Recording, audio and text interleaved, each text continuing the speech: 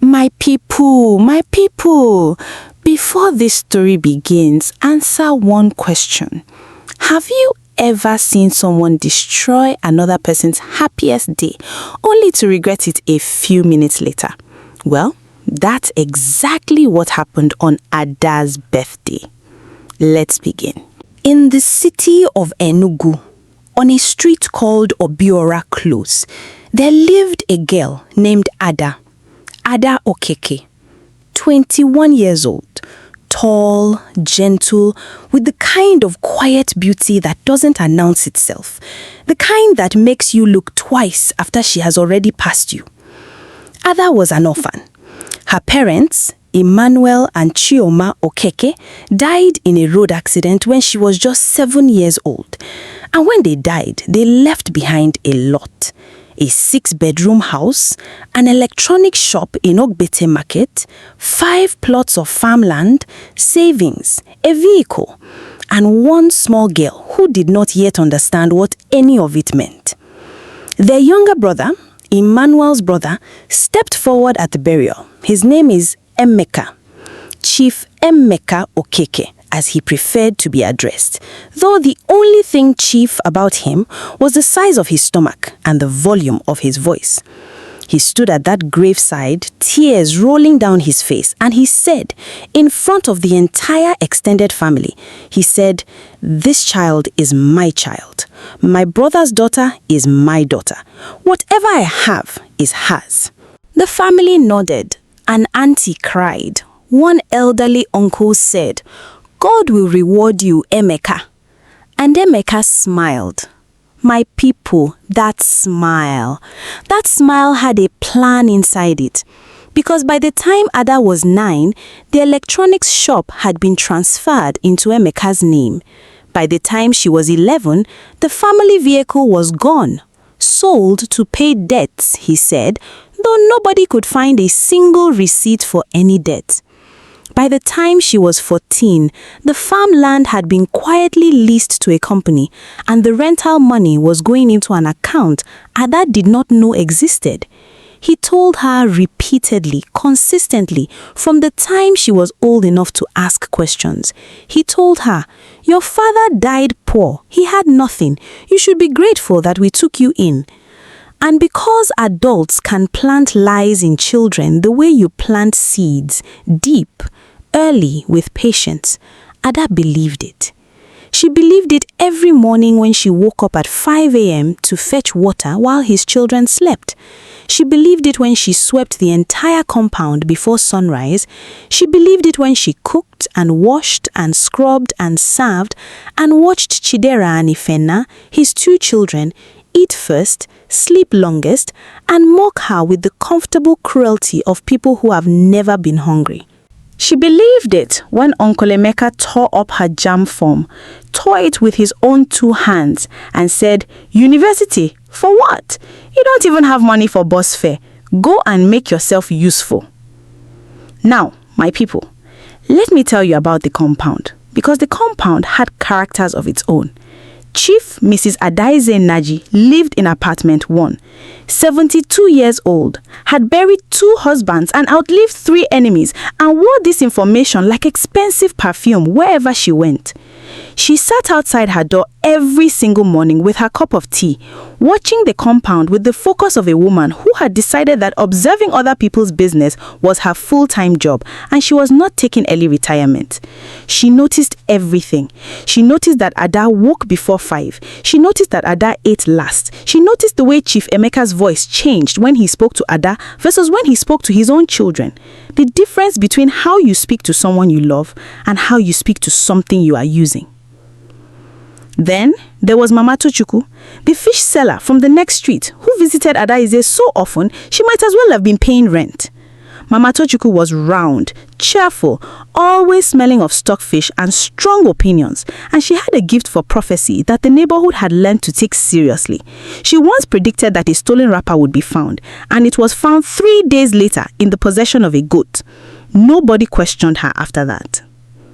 Mama Tochukwu had said one morning, sitting beside Adaize with her chin in her hand watching Ada sweep, "That man is going to collect his reward. I have seen it. God is writing everything in a book, and when he finishes writing, he will stand up. Adaize said, when God stands up to address a matter, Mama Tochukwu said, the ground shakes. They nodded together like two prophets in agreement. And then there was Mr. Boniface, retired civil servant, 60 years old, wore a singlet and shorts every day as if he had declared personal independence from formal clothing. He knew every regulation, every law, every government circular issued since 1987.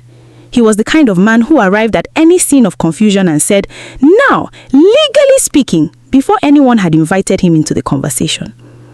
He had once watched Chief Emeka slap Ada across the face for breaking a cup. He had said nothing. He had gone home quietly. So, that was the compound. That was Ada's life. Until 3 days before her 21st birthday, when Chief Emeka sat his family down in the living room, the nice living room, the one with the leather sofas that Ada only sat on when guests came and she needed to look like she was family. And he announced, we are celebrating Ada's birthday this Saturday. The room went quiet. Auntie Ngozi looked at her husband like a woman who had not received the memo. Chidera paused her phone. Ifena looked up from his game. And Ada who was standing in the kitchen doorway holding a bowl of vegetables. Ada's eyes filled with tears so fast it surprised even her. My people, in 14 years, nobody in that house had celebrated her birthday. Not a meal, not a card, not even a happy birthday said with any real warmth. She celebrated her own birthday silently, alone, praying and whispering to her parents' memory before going to fetch water because the day continued the same. This announcement hit her somewhere deep. She said very quietly, "Uncle, thank you." He waved a hand without looking at her. "Go and continue what you are doing." But she was smiling as she went. My people, she was smiling into that bowl of vegetables, smiling in her thin mattress storeroom that night, because let me describe this room for you. No window, one small bulb, a mattress on the floor so flat it had given up on being a mattress. I was just existing out of loyalty to the concept. She lay on that mattress and she thought, he has finally seen me. After all this time, he is finally treating me like family. She did not know. She could not have known that Chief Emeka was not throwing her a birthday party out of love. He was throwing her a birthday party because his lawyer had told him, at 21, Ada was no longer a minor. Certain protections that existed for minors in inheritance disputes would expire. If he could get her to sign certain documents as an adult in front of witnesses at a festive occasion where signing papers seems like a normal thing, he could potentially cement his hold on everything permanently. The birthday party was the trap. The cake was the decoration on the trap. And Ada, trusting, hopeful Ada, was walking straight toward it in a brand new burgundy Ankara gown she had saved up to buy at Ogbete Market. The morning of the birthday, my people, the compound was transformed. Colored bunting between the mango tree and the balcony post, white plastic chairs everywhere.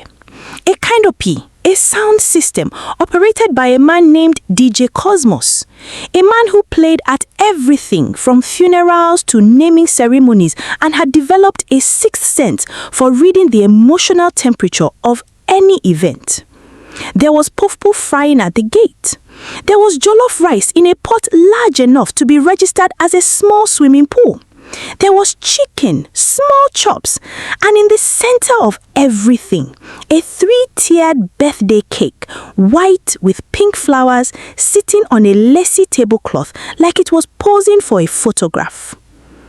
Chief Mrs. Adaize Naji arrived first. She always arrived first because she did not trust latecomers to get accurate information. She positioned herself in the front row and surveyed the compound like a general reviewing a battlefield, her walking stick across her knees. Mama Tochukwu arrived in her best Ankara with a small wrapped bottle of perfume for Ada.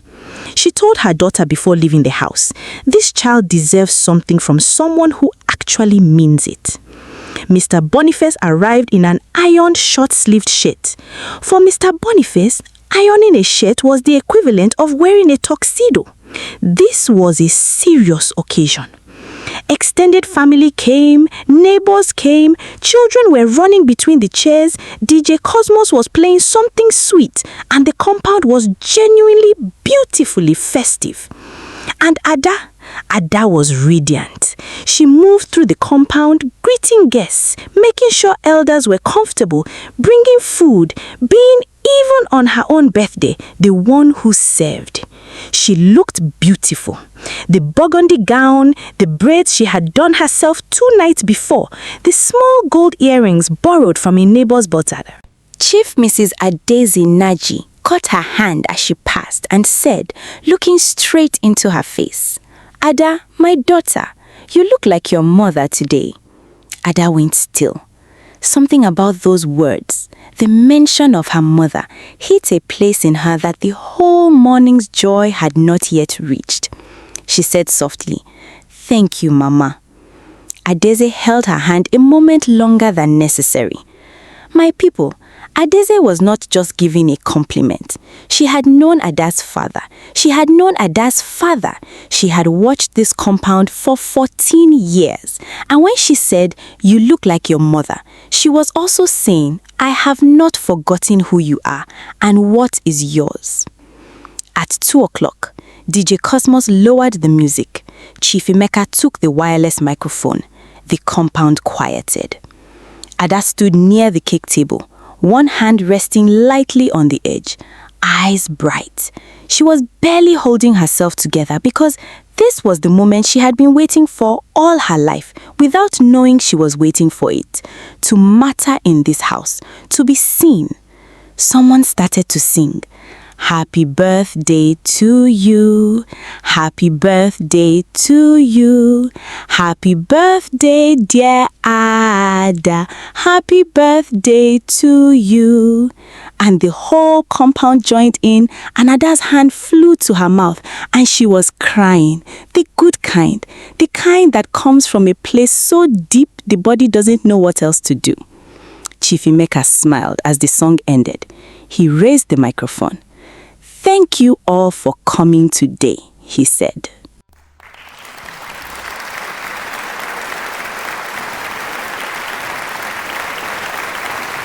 It is a special day. A young woman in our home has turned 21.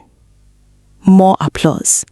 And since she has turned 21, something shifted in his voice.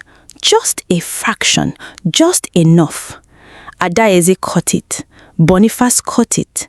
Mama Tochukwu, who had been watching Emeka all afternoon with the focused suspicion of someone who does not trust a man in a gold watch, caught it immediately.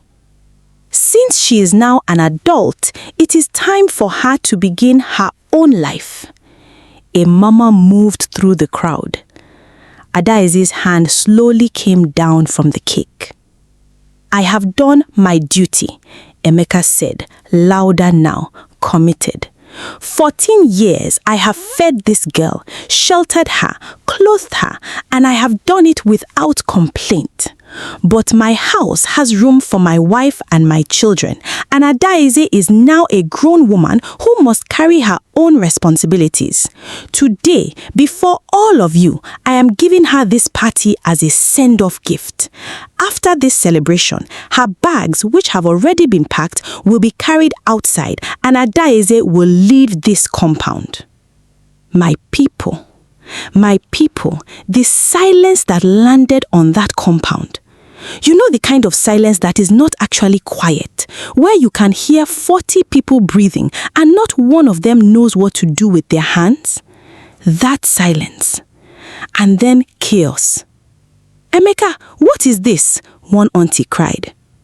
Let the man speak, said a relative who had apparently decided to be on the wrong side of history. Uncle, Adaeze's voice, small but steady. Uncle, I have never done anything.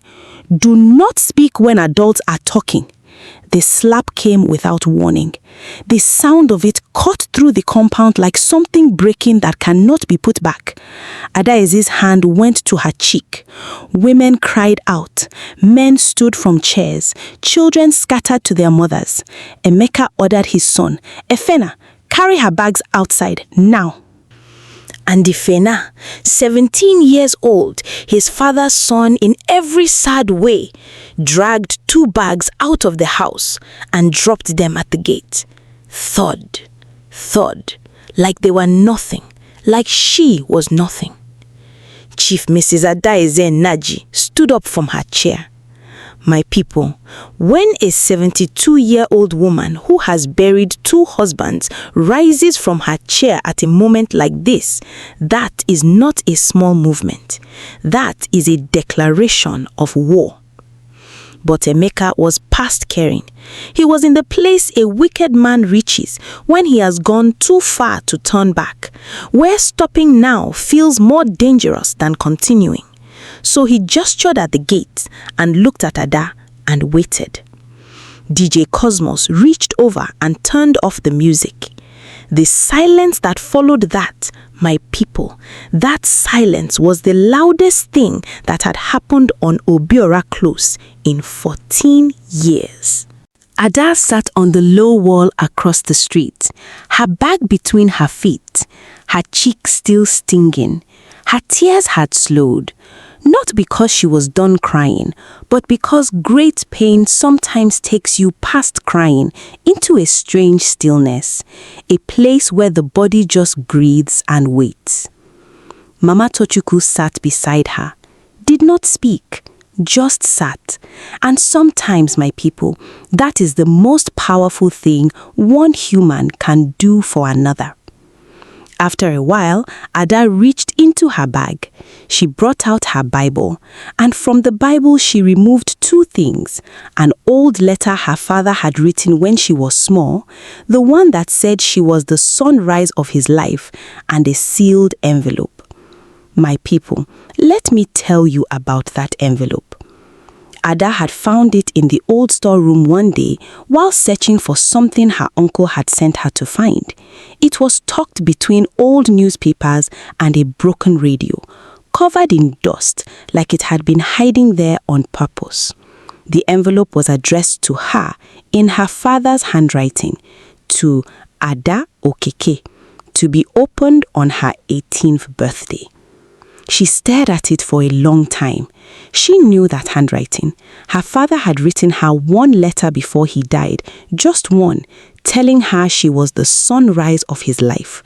She had kept it in her Bible ever since. She knew every curve and loop of it. This was the same hand. She opened it with shaking fingers. Inside was a letter listing every single property Emmanuel Okeke owned when he died: the house, the shop, the land, and account, and the name and contact of his lawyer, an elderly man called Eze. Her father had written it for her, hidden it for her, and someone made sure she never found it. She sat in that storeroom for a long time. She prayed, and then she did one quiet thing. She went to Mr. Boniface. The first call Boniface made was to a property lawyer, a sharp young man who knew land and inheritance cases inside out. Boniface told Ada about her situation. The lawyer was very clear. That house, that shop, that land, they were never Emeka's to take. When Ada's father died, the law said everything passed to his only child. Emeka had been living there, spending the money, running the business, but on paper, none of it belonged to him. He had control. He did not have ownership, and there is a very big difference between the two. The second call was to a woman named Ifeoma Dike, a government social worker who handled exactly this kind of case: abuse, stolen inheritance, children robbed of what their parents left them. Boniface told her everything he had personally watched over the years. She opened a file. The lawyer tracked down old Eze, Ada's father's original lawyer, 80 years old, long retired, who still had every document, every title, every receipt, everything.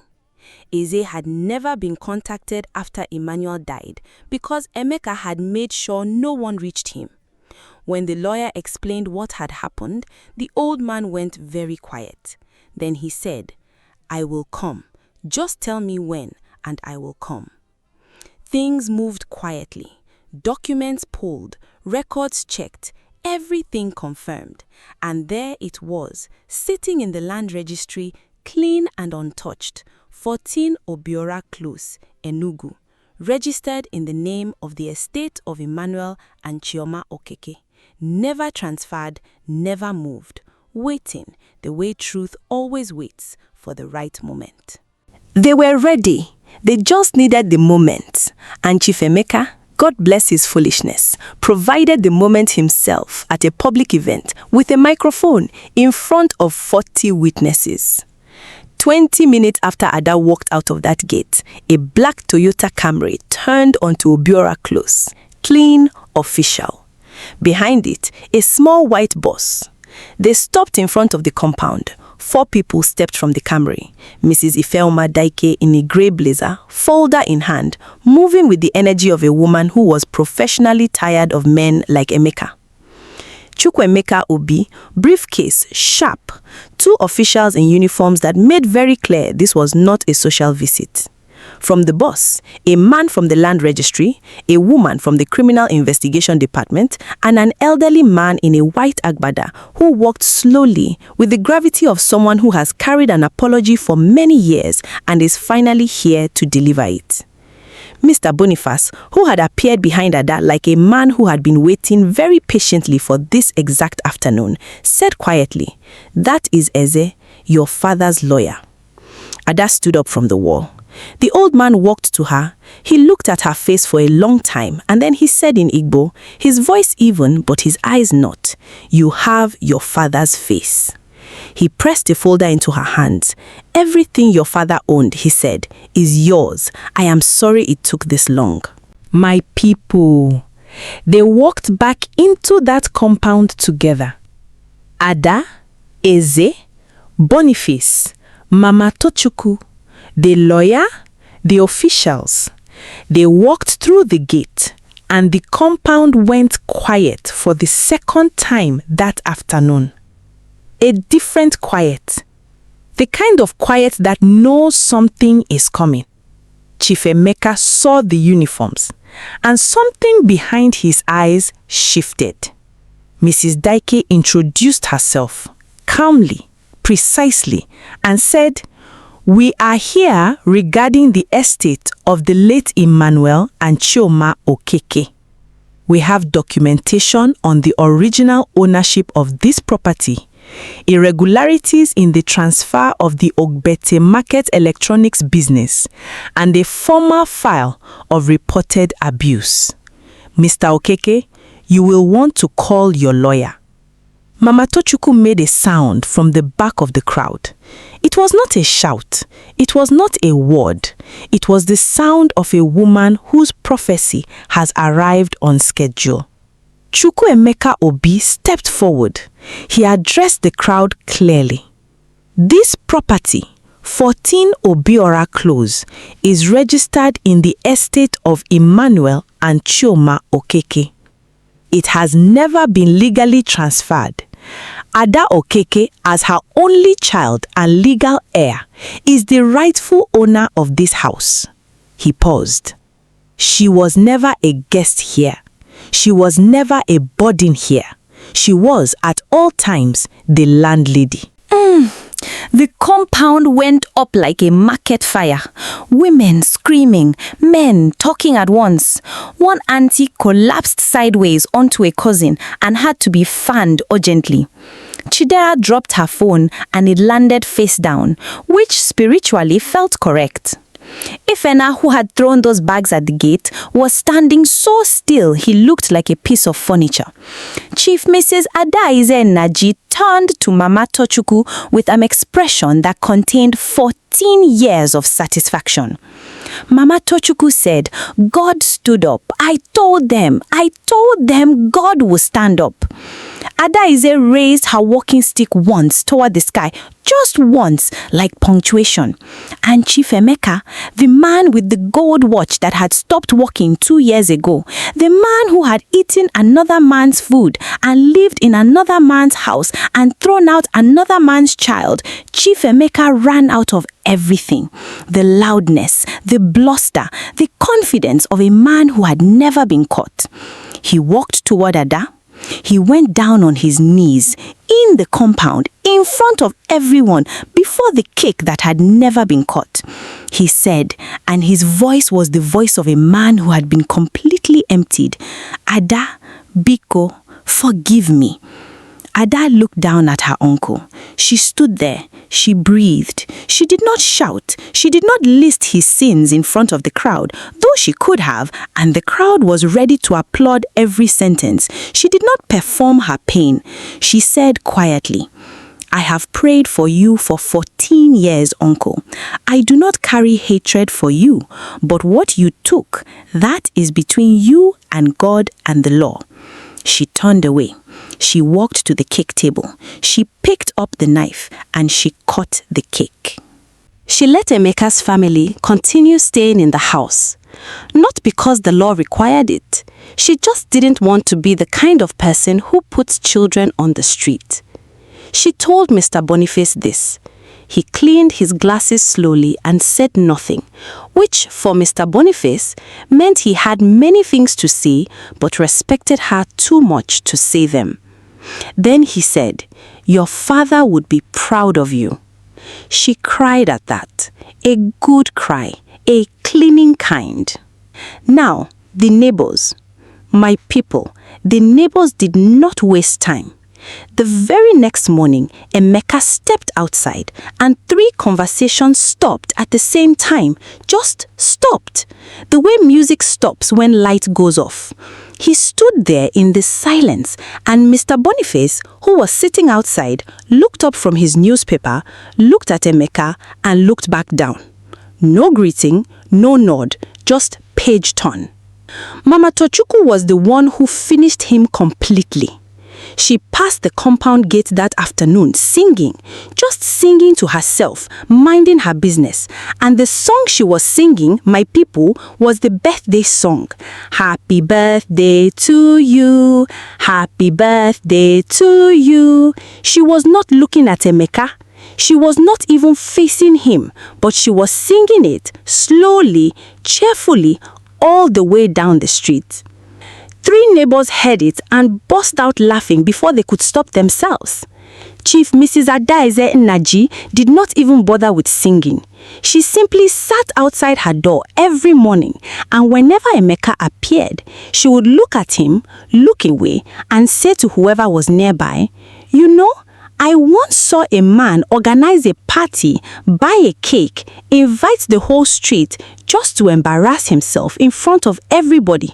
Then she would sip her tea, slowly, peacefully, like a woman who had been waiting years to drink that particular cup.